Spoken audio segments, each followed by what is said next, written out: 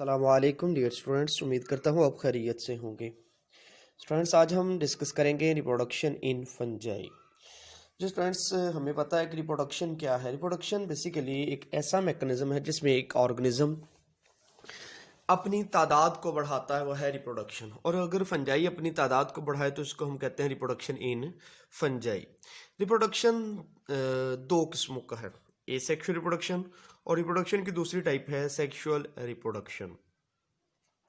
जी students, जो asexual reproduction है हम इस चैप्टर में डिस्कस करेंगे। फंजाई एसेक्सुअली जो रिप्रोड्यूस करती है वो स्पोर्स के ज़रिए। स्पोर्स क्या है इसकी हम नेक्स्ट डिस्क्रिप्शन में देखते हैं। कोनिडिया के ज़रिए, फ्रेगमेंटेशन के ज़रिए और बडिंग के ज़रिए। इसके अलावा स्टूडेंट्स याद रखिएगा, फंजाई में जो सेक्सुअल रिप्रोडक्शन होती है उसमें ये होता है कि जो टू हाइफी जो कि जेनेटिकली डिफरेंट है लेकिन कंपेटिबली सिमिलर होते हैं, इनके एक दूसरे के साथ मिलती जुलती होती हैं। हाइफी और two genetically different but compatibly mating, लेकिन ये एक दूसरे के साथ मिलती जुलती होती हैं। ये एक दूसरे के साथ फ्यूज करते हैं। ये थी यहाँ से इसके साथ मिल गई। अब स्टूडेंट्स क्या होता है कि पहले इनका साइटोप्लाज्म आपस में मिलता है, देन इनके न्यूक्लियर मिलते हैं। पहले हम कहते हैं कि प्लाज्मोगैमी, इसके बाद कैरियोगैमी होती है। ये सेक्सुअल रिप्रोडक्शन इन फंजाई में होती है। नेक्स्ट बात करते हैं स्टूडेंट्स, हम इसकी आज के लेक्चर में हम डिटेल के साथ डिस्कस करेंगे जो ए सेक्सुअल रिप्रोडक्शन इन फंजाई को। जी हम बात करते हैं। जी स्टूडेंट्स, हम बात करेंगे स्पोर्स की। सबसे पहले देखते हैं कि स्पोर्स बनते कहाँ पे हैं। स्पोर्स फंजाई की एक हाइफी है। हाइफी एक स्पेसिफिक रिप्रोडक्टिव स्ट्रक्चर बनाती है।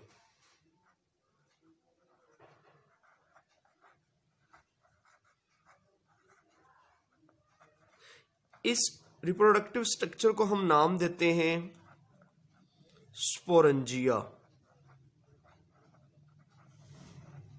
इस रिप्रोडक्टिव स्ट्रक्चर को हमने नाम दिया स्पोरेंजिया का।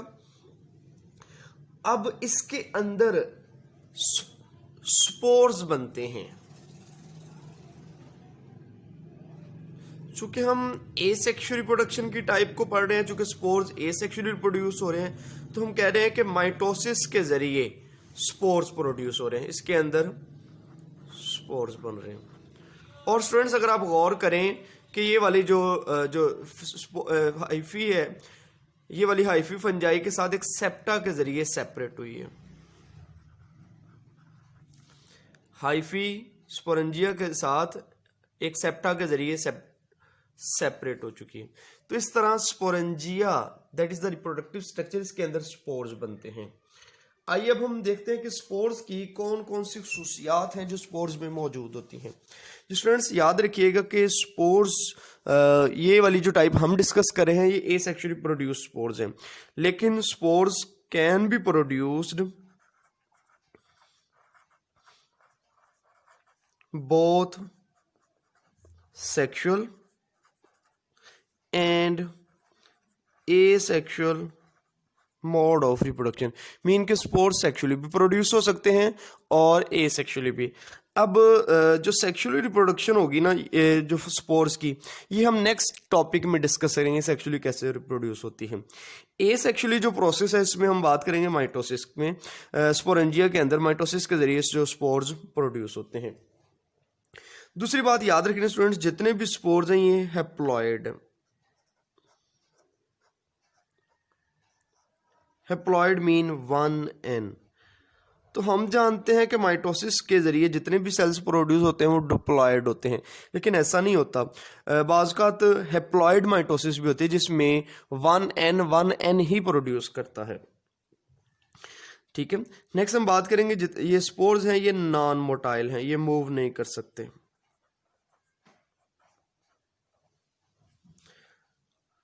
नेक्स्ट स्टूडेंट हम बात करेंगे कि इनको डिस्पर्सल के लिए मोस्टली जो स्पोर्स हम प्लांट्स में डिस्कस करेंगे, उनको डिस्पर्सल के लिए या फिर हम जितने भी इनवर्टिब्रेट्स हैं उनके जो गैमीट्स हैं उनको ट्रांसपोर्ट करने के लिए वाटर ज़रूरी होता है। लेकिन इसकी डिस्पर्सल के लिए not require water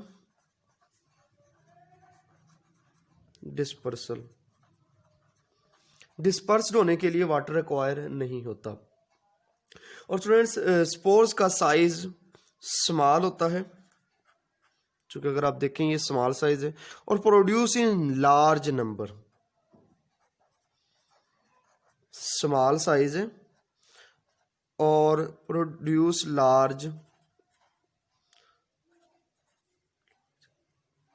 large number में ये प्रोड्यूस हो रहे होते हैं।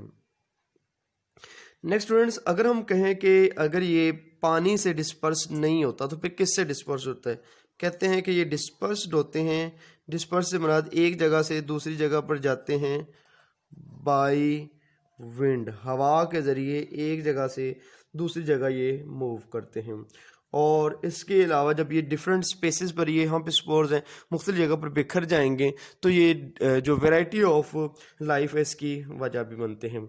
और स्टूडेंट्स, जब ये सूटेबल कंडीशन इनको मिलती है, सूटेबल इन्वायरमेंट मिलता है, सूटेबल टेम्परेचर मिलता है, तो ये स्पोर्स जर्मिनेट होते हैं।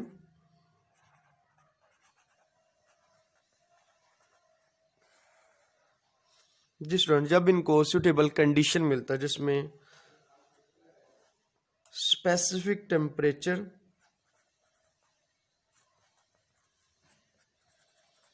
अब स्पोर्स के लिए स्पेसिफिक टेम्परेचर कितना होता है? 25 to 30 degree centigrade. Moist environment, जहाँ पे पानी हो उनको एब्जॉर्ब करके ये मूव कर जाते हैं। जिन्हें स्टूडेंट्स याद रखिएगा कि जो स्पोर्स है ये रिप्रोडक्शन, फंजाई में जो रिप्रोडक्शन है इसकी एक कॉमन टाइप है। मीन के मोस्टली जो स्पोर्स रिप्रोड्यूस करते हैं वो एसेक्सुअली रिप्रोड्यूस कर रहे हैं बाय स्पोर्स, और स्पोर्स स्पोरेंजिया के अंदर बन रहे हैं, ये एसेक्सुअली भी बनते हैं एसेक्सुअली भी। हम इस टॉपिक में जस्ट एसेक्सुअली को डिस्कस करेंगे, सेक्सुअली को नेक्स्ट सेक्सुअल रिप्रोडक्शन में डिस्कस करेंगे।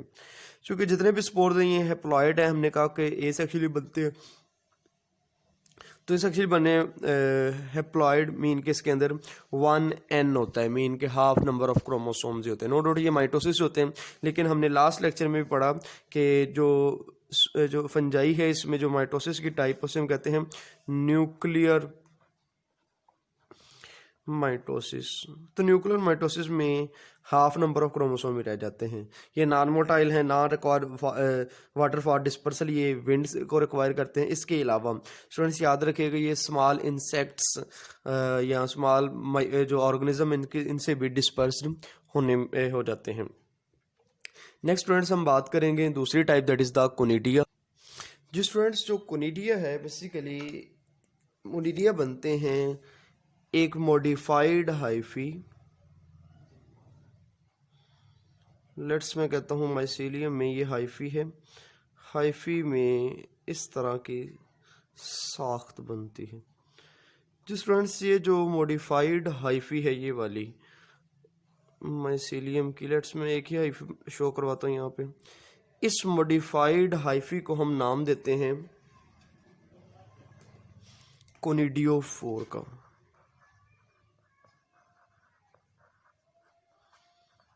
जिस स्टूडेंट्स कोनिडियोफोर के अंदर ये वाले छोटे छोटे स्ट्रक्चर्स अरेंज हुए हैं इनको हम कोनिडिया का नाम देते हैं।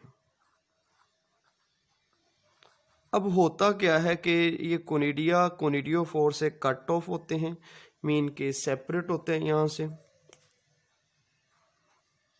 और जब ये यहाँ पे डिस्पर्स्ड हो जाते हैं तो ये जर्मिनेट करके नेक्स्ट जो फंजाई है ये बना लेते हैं। स्टूडेंट्स अगर मैं इसका कंपैरिजन करवाऊँ एक structure that is the sporangium, तो स्पोर्स की तरह ये जो कोनिडिया है एक प्रोटेक्टिव कवरिंग इनके पास मौजूद नहीं होती। कोनिडिया के पास कोई भी प्रोटेक्टिव कोटिंग मौजूद, इसके पास कोई भी प्रोटेक्टिव कोटिंग मौजूद नहीं है, जबकि यहाँ पे स्पोरेंजियम में एक स्ट्रक्चर मौजूद है जो स्पोर्स को प्रोटेक्ट कर रहा है। ये डिफरेंस है कोनिडिया और स्पोर्स में। कोनिडिया और स्पोर्स में बेसिक डिफरेंस क्या है कि कोनिडिया कवर्ड नहीं होते, स्पोर्स कवर्ड होते हैं। कोनिडिया भी न्यूक्लियर माइटोसिस से प्रोड्यूस हो रहे हैं और ये भी हैप्लॉयड मीन के 1n है। इसके अलावा स्टूडेंट्स याद रखना है कोनिडिया बेसिकली एक चेन की फॉर्म में या क्लस्टर की फॉर्म में बनते हैं। चेन या क्लस्टर्स की फॉर्म में बनते हैं कोनिडिया, चूँकि अरेंज हो जाते हैं चेन या क्लस्टर की फॉर्म में। इसके अलावा जो कोनिडिया है ये भी नॉन मोटाइल है।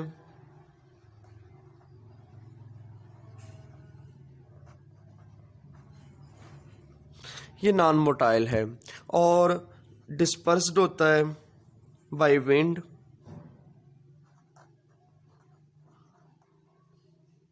जी, और स्टूडेंट्स याद रखिएगा जो कोनिडिया है ये कैन सर्वाइव फॉर वीक्स। ये सिर्फ चंद वीक्स ही सर्वाइव कर सकता है। उसके बाद क्या होता है, जो कोनिडिया है ये rapid colonisation of new food and then form rapid colonisation for food. खुराक के लिए रैपिडली ये कॉलोनीज में कन्वर्ट हो जाता है। इसको हम कहते हैं रैपिड कोलोनाइजेशन।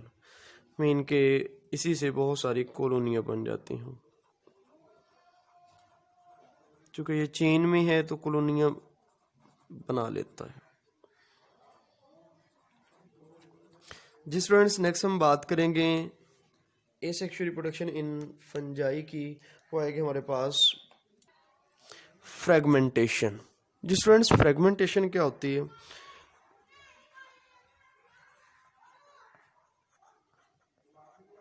फ्रेगमेंटेशन के दौरान जो फुली डेवलप्ड माइसीलियम है, एक हाइफी जिसकी बॉडी को हम माइसीलियम कह रहे हैं,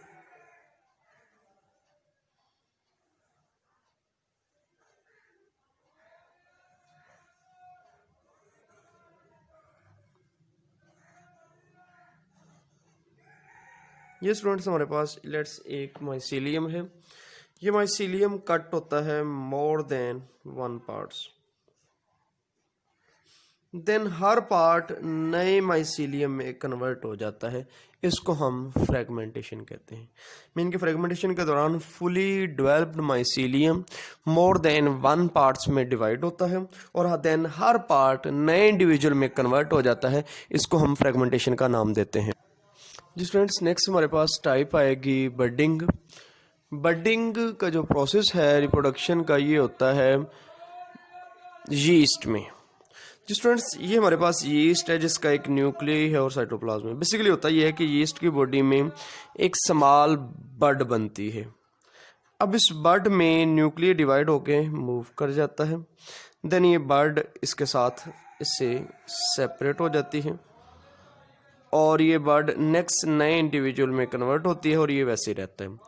ये बडिंग का प्रोसेस हमने लास्ट टाइम भी देखा था कि बडिंग एज होती है। और यीस्ट जो है ये डिफरेंट स्टेजेस में, चूँकि यीस्ट बडिंग के जरिए ही प्रोड्यूस करती है।